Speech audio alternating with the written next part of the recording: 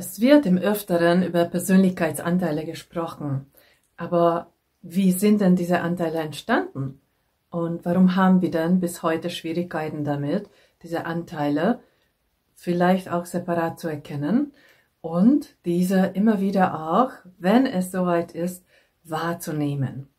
Ich bin Gabriela, ich bin Trauma- und Körperpsychotherapeutin, Expertin für Entwicklungstrauma und KPTBS und ich möchte tiefer heute darauf eingehen, denn obwohl du das weißt, dass Anteile auch mit dem Begriff Dissoziation was zu tun haben, ist äußerst wichtig zu verstehen, warum sind sie entstanden, wie sind sie entstanden und warum es uns immer wieder noch Schwierigkeiten bereiten, diese rechtzeitig zu erkennen.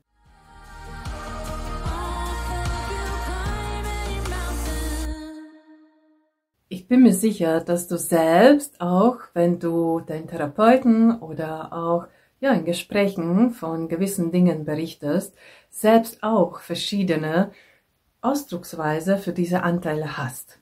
Manche nennen das innere Stimmen oder sind das innere Kritiker oder das sind eben Anteile oder das sind Ich-Teile oder eine Form von meinem Ich oder manche beschreiben Zustände zum Beispiel oder sie sprechen von verschiedenen Identitäten sogar. Genau. Ja, was sind denn solche Anteile? Ich versuche das jetzt ganz allgemein, und sehr verständlich zu erklären. Anteile sind eigentlich eine Momentaufnahme, die wir als Gedächtnismaterial im Gehirn haben. Ein konkretes Beispiel für dich. Du hast vielleicht als Kind im Öfteren erfahren, dass einer deiner Elternteile dich immer wieder entwertet haben. Sprich, verbal, aber womöglich auch durch Blicke, durch Körperhaltung, durch gewisse Mimik und natürlich auch gewisse emotionale Einwirkungen. Denn die emotionale Muster und das, was das eigentliche Nervensystem ausstrahlt, hat ein Kind natürlich auch aufgenommen und mit abgespeichert. Womöglich hast du aber auch dazu die konkrete Situation abgespeichert. Also vielleicht hast du dabei immer was gehört oder warst du immer sozusagen zu Hause in deinem Kinderzimmer, wo das geschehen ist. Und all diese Inhalte sind als Momentaufnahme, als diese Entwertung passiert ist, bei dir abgespeichert worden. Das ist so ein Anteil, und wir gehen gleich darauf ein, warum diese Anteile und wie sie entstehen, dann mal entstanden sind. Und wie merkst du diese Anteile heute? Jetzt stell dir vor, du bist ja in einem Business-Meeting und vor dem gesamten Team und vor deinem Chef in einem Bericht eine Kollegin kritisiert und entwertet. Ganz offen und vor der gesamten Besatzung. In diesem Moment wird genau dieser Anteil von damals natürlich aktiv. Und das sind so Situationen, was wir als Triggersituation auch nennen. Denn durch einen Schlüsselreiz, du wurdest entwertet, wird diese abgespeicherte Momentaufnahme, in deinem Gedächtnis wieder aktiviert. Was macht denn dieser Anteil? Naja, je nachdem, was genau macht, je nachdem, was du ja damals auch entwickelt hast, als Bewältigungsstrategie, als Überlebensstrategie. Und so macht sich ja dieser Anteil bemerkbar. Aus neurowissenschaftlicher Sicht ist so ein Anteil ebenfalls eine Momentaufnahme, letztes Endes, ganzheitlich im Nervensystem, sprich, was wir beleuchtet haben, werden für diese Ereignisse und Fälle, wo wiederkehrend du in deinem Wesen, in dein Autonomie, in dein liebenswürdige Sein entwertet warst, hast du gleichzeitig gewisse faktische Dinge aufgenommen und abgespeichert, aber auch Sinneseindrücke, also Empfindungen im Körper. Natürlich auch Gefühle und Emotionen sind dabei mit abgespeichert worden und womöglich auch gewisse Gedanken. Und je nachdem, wie du damals reagieren konntest und dir das möglich war, hast du dann mit der Zeit ganz klar für diesen Anteile auch eine Reaktion unbewusst entwickelt, welche dann wie eine Überlebensstrategie bis heute immer wieder aufrufbar ist. Wir wissen, dass wenn wir über Anteile sprechen, die ja entweder selbst auch tätig werden können, also wo wir die Kontrolle über sie letzten Endes verlieren, oder auch wo wir selbst die Kontrolle, die Handlungskontrolle noch behalten, aber diese Anteile sich melden, dass diese Anteile natürlich mit dissoziativen Störungen, mit dissoziativen Phänomenen und Erlebnissen zusammenhängen.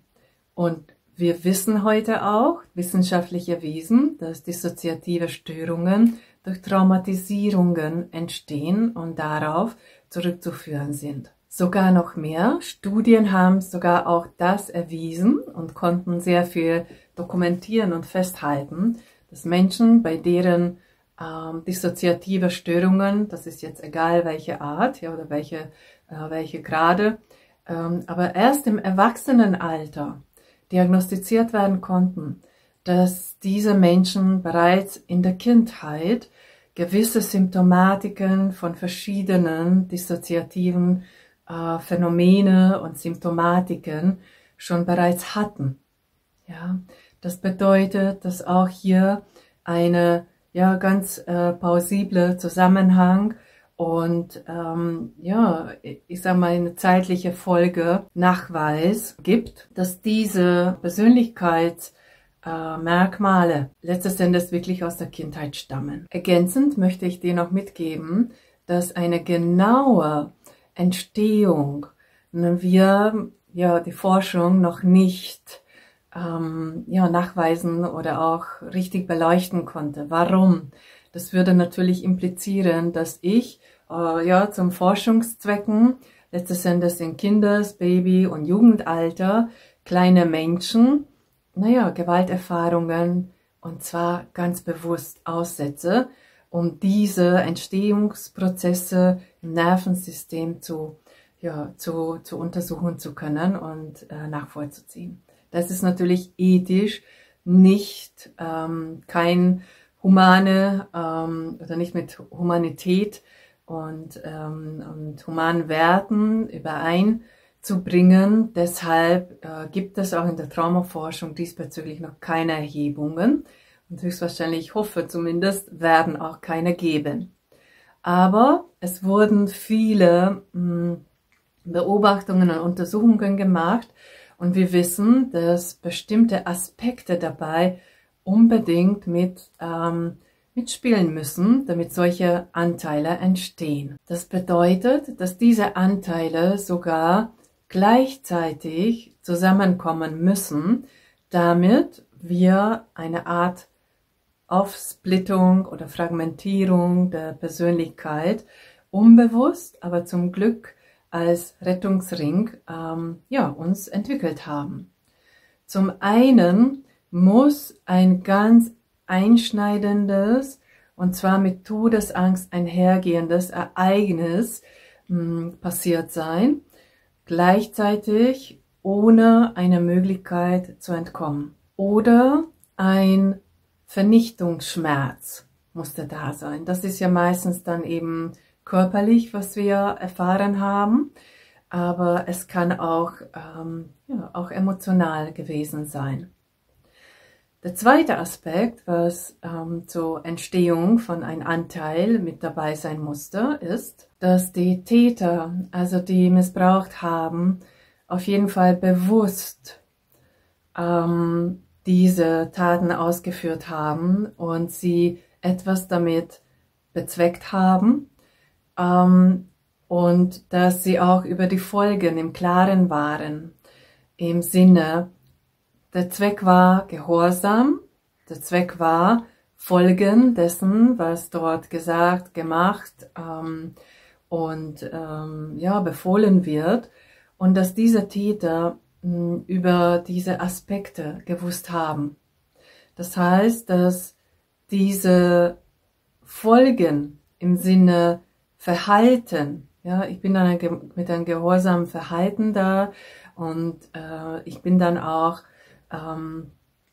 ja, genau, als Besitz zum Beispiel, ja, von diesen Menschen anzusehen, dann durch ihre Taten sie es genau und gezielt bewirkt haben, dass ich solche Anteile ja, mir entwickle. Es mag sein, dass sie dessen nicht bewusst waren, was in mir dann passiert. Aber sie wussten, dass durch ihre Einwirkungen ich dann genau das machen werde, was sie wollten. Ja, das ist vielleicht ein kleiner Unterschied. Ja, der dritte Aspekt ist, dass nicht selten zusätzliche Unterstützung von Medikamenten zum Beispiel mit einer Rolle spielt oder eben Drogen bzw. Drogenmissbrauch im Umfeld.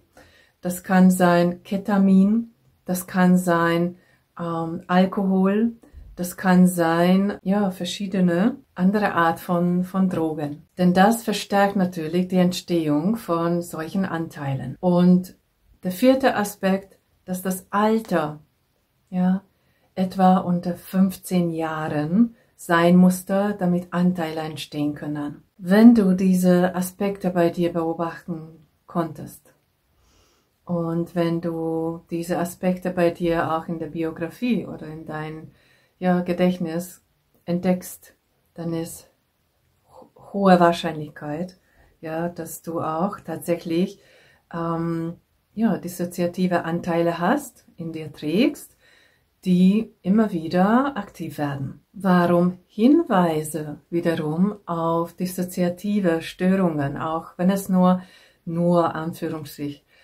partielle, also teildissoziative Störungen, und dazu gehört auch KPTBS, nicht wahr? Dass diese Hinweise richtig erkannt, also auch bei Fachpersonal richtig erkannt werden können, aber auch bei dir selbst, dass du das vielleicht irgendwann erkennst und reflektierst und damit dann du dich an wirklich Fachpersonal wendest. Diese zu erkennen, gibt es verschiedene Gründe. Und diese Gründe stammen natürlich aus der Prägung, primär. Und diese Gründe werden wir im zweiten Teil von diesem Video auch noch tiefer beleuchten. Ich bin ganz neugierig, wie du das erlebt hast, bei dir, wie diese Anteile entstanden sind, wie diese noch heute vielleicht auch aktiv sind und welche Bezeichnungen hast du denn für Anteile? Wie nennst du diese? Genau. Ja, ich freue mich auf deine Rückmeldungen und ich wünsche bis zum nächsten Mal ganz liebe Grüße, Gabriela.